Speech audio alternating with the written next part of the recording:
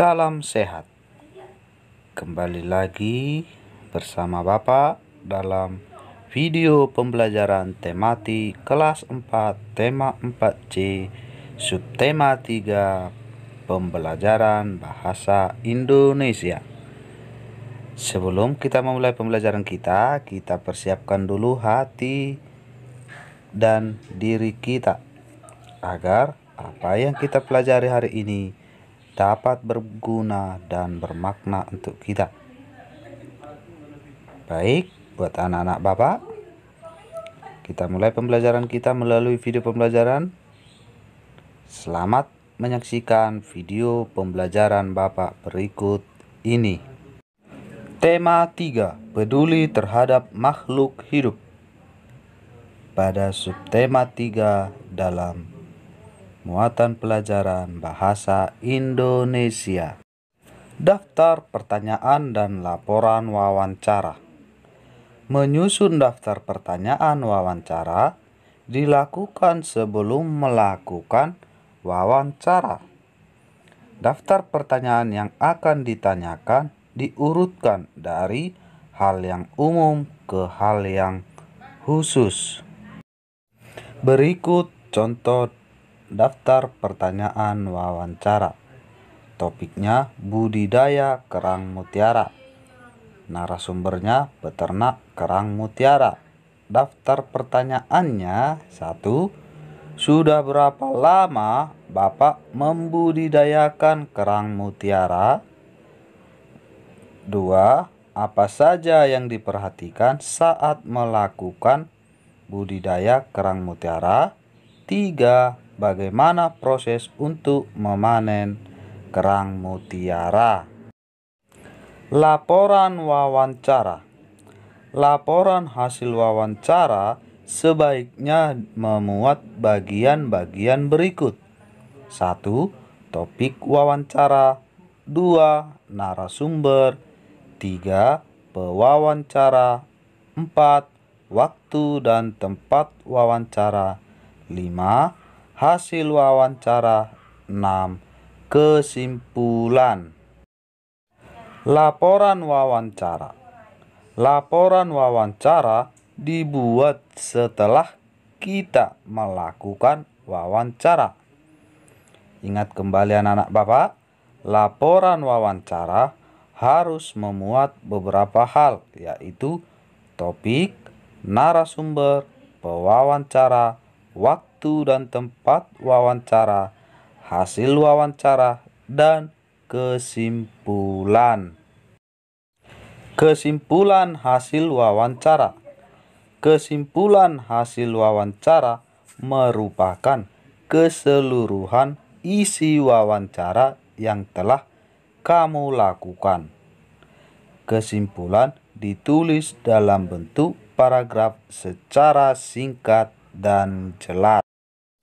Langkah-langkah menulis kesimpulan hasil wawancara. 1. Tulislah jawaban secara jelas dan rinci sesuai pertanyaan wawancara. 2. Bacalah dan pahamilah kembali jawaban narasumber. 3. Lakukan pengelompokan jawaban yang mengandung inti topik wawancara. 4. Tentukan ide pokok yang mengandung topik wawancara. 5. Tentukan kalimat utama yang menjadi inti pembahasan wawancara. 6. Tentukan kalimat penjelas yang mendukung inti topik berdasarkan jawaban narasumber. 7. Gunakan kalimat efektif agar kesimpulan tidak terlalu panjang. 8. Gunakan bahasa baku sesuai kaidah agar mudah dipahami oleh pembaca. Hasil wawancara sebaiknya dipastikan kebenarannya dengan cara meminta tanggapan atau saran dari orang lain.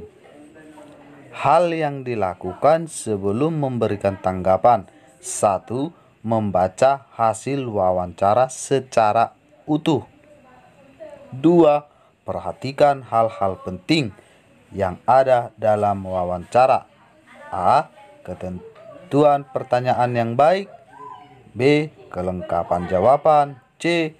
Kesesuaian jawaban dengan topik.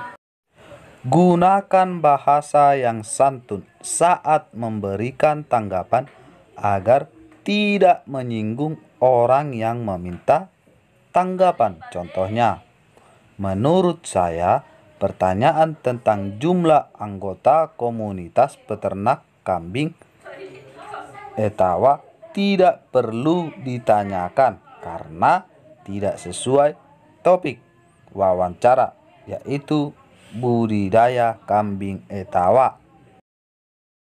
Presentasi laporan hasil wawancara.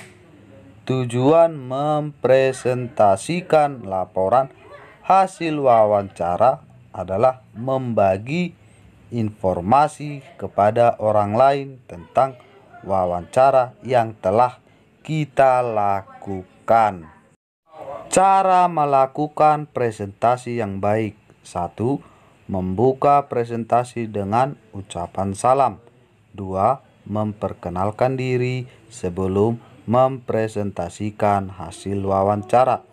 3. Menyampaikan laporan hasil wawancara dengan jelas, rinci, dan menggunakan bahasa yang mudah dipahami. 4.